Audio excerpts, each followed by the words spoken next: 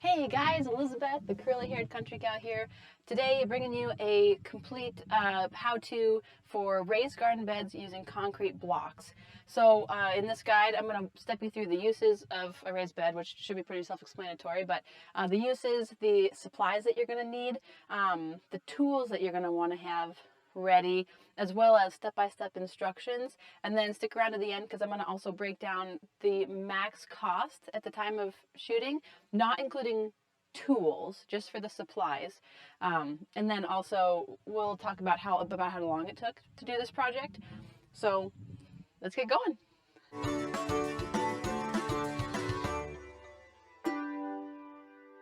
First of all, why am I using concrete blocks? Again, I've mentioned this before, but I'm always looking for ways to build something that's durable and low cost and so something that's cost effective, something that's durable, and something that's low maintenance. So I had been brainstorming a bunch of stuff for some raised beds. I had been brainstorming raised beds like this, of course, just made out of cedar, which is a solid wood, a strong wood, but of course, definitely not very cost effective. And still, after a certain number of years, it's going to be rotting.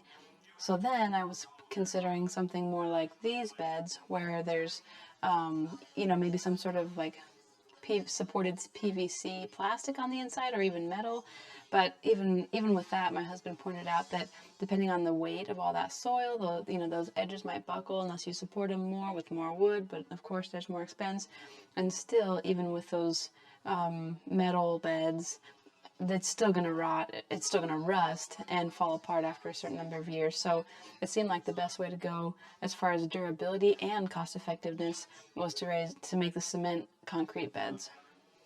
Behind me, well, kind of up the hill a little ways, we have an orchard, and I do plan to develop a food forest up there. So there's going to be that's where our soil is right now. That's where our chickens are now.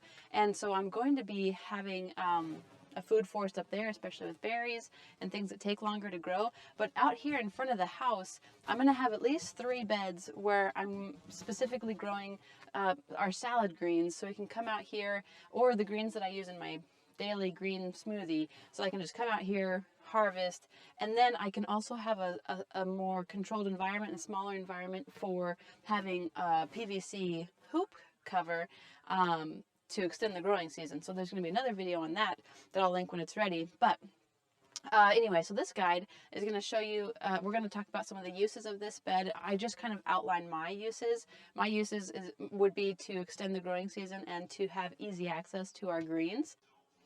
The supplies for this project are really pretty simple. All you're going to need to get is 16 standard 8-inch by 16-inch by 16-inch concrete blocks. And then I guess it's optional depending on if you have moles in your area, but I also got 1/2-inch by 1/2-inch welded wire, a 36-inch roll that's 25 feet long. Okay, so first I'm going to step you through the tools that you're going to need for this project. For this particular project, I've already got 2 beds that I've been working on, and this is what you're going to need. So we've got our 4-foot level, our 2-foot level, a shovel. I have a real tape measure, but a regular tape measure I also have out here that'll be helpful. A pickaxe, a small hand shovel, and of course some gloves. Now with this project, the beds that I'm making are there's a cumulative 3 cinder blocks wide, 6 cinder blocks long. And so the inner dimension of this bed is just a hair under 32 inches. So that's perfect because the other supplies that you'll need are some hardware cloth to line the bottom to keep moles out. And I have heard people recommend 1/4 inch. I appreciate the cumulative knowledge of people building projects, but I think that's just overkill. So I'm going to go with 1/2 inch. And this comes in 36-inch width, which is perfect because that's going to have a little bit of overlap in the bottom of this bed to lay down first to keep the moles out. I didn't do that for these first 2 beds, so I'm going to have to go in and kind of tap it in, and it's going to be a lot easier to just go ahead and, but it's already level, so I don't want to redo the whole thing, so it's going to be a lot easier on this next bed that I make to go ahead and do that the first time around. So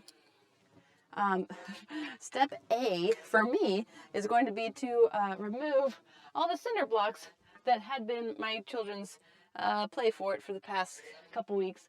So I'm going to go ahead and work on cleaning that up, and then we're going to go ahead and start making this ground level and even it out. And I'm going to go ahead and space out just something to keep in mind as you're planning how far apart to make the beds. Mine are actually 6 feet apart, which is a big distance, but the reason for that is because we have a riding lawnmower, and so 6 feet is a comfortable width to build in between the beds for the mower to get through. So just think about if you're going to want to use a mower in between your beds, or a weed whacker, or string trimmer. Is it a riding lawnmower? How wide is it? Just as you're planning. So I'm going to go ahead and get to work on getting this place cleared out, and then we'll go to step 2. Well, step 1, I guess.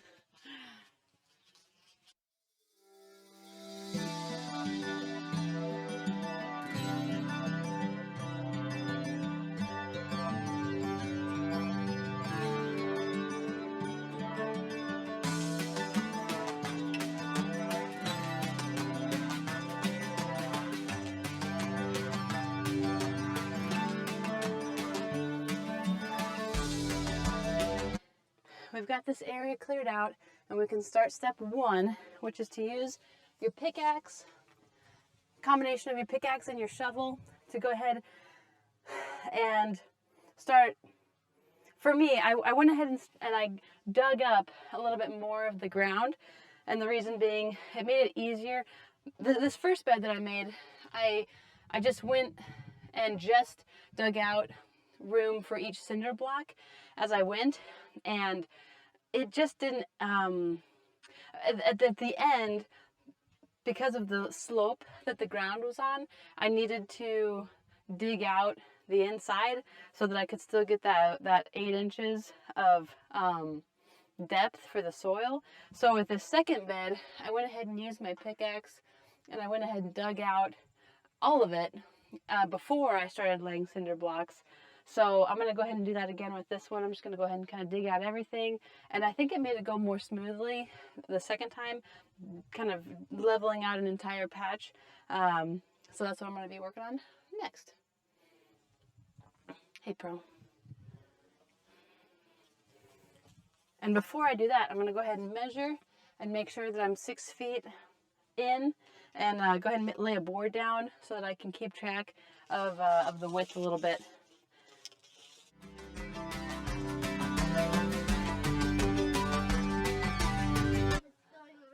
Yeah. So we're going to go ahead and lay this board down to kind of keep a guide for a line to follow. Okay, so this is 6 feet. So I want that to be at the end. And then I want it to be at the end over here.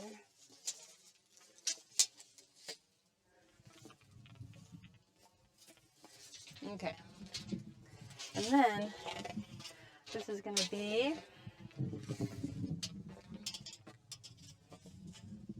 46, about 47 inches. The width across this bed is about 47, 48 inches. So that's how wide I'm going to shoot to make this.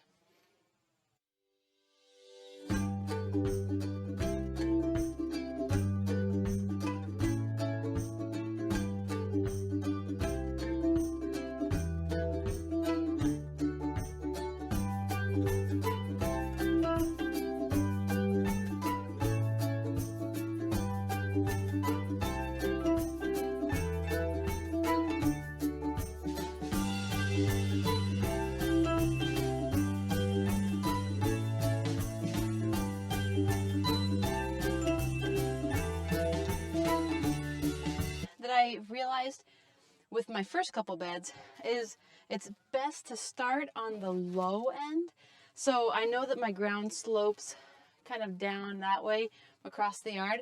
So I'm going to start on the far side of this bed. I'm not going to start over here. I'm going to start on this far side, because then I know that my cinder blocks are already going to be at their lowest point.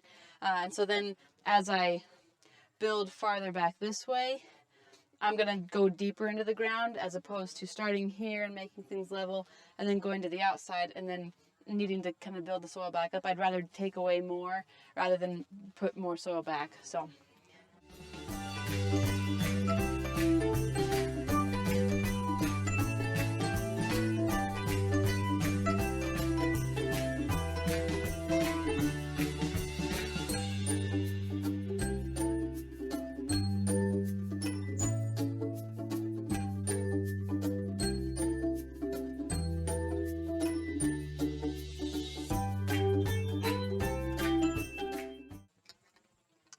as you can see, I'm really taking my time, especially on these first few blocks, to make sure they're nice and level, nice and flat. I'm checking it, you know, the long wise and width wise, longitude and latitude, I guess, to make sure it's nice and level. So I'm just going to go ahead and pause here, go ahead and keep working around.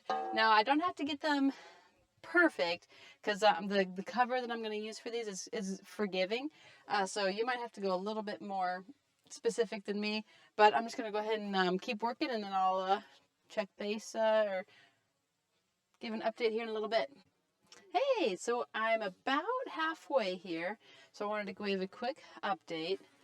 So here we've got our first long stretch of the 6 cinder blocks and the end, and starting the other end with the screen there in the middle. So far it's going well. One thing that I noticed on the last couple that I made was it was hard for me to get that line nice and straight. You can kind of tell here that it bows in ever so slightly. And then over here, I think it did the same thing. So yeah, it kind of bows in and then kind of back out. So one tip is to go ahead and step back every once in a while to make sure your lines are straight. So I think it's pretty good here. I think it's actually bowed out just a little bit here. So I'm going to tuck that side back in before going around the second edge there. And I got my great helper getting the dirt filled in the holes as I go. That'll help it be more secure and kind of stay in place a little bit better. All right, so here we are with the finished product. Again, it's simple. It's kind of maybe surprising that it took 2.5 hours, but just took a while to make sure things were level. We got that welded wire down at the bottom. Now the one part, so each individual block is level side to side and front to back, but the weakest part of this is just this is the last block I put in, and you can tell this block's level and that block's level and this block in the middle is level, but the three of them are not level altogether. So that's the weakest part of this. I'm sure some of you are much better at getting things level than I am. So yeah, and here's my handy dandy assistant back filling those holes for me of her own volition. So thank you very much, P. Yeah, so there we go.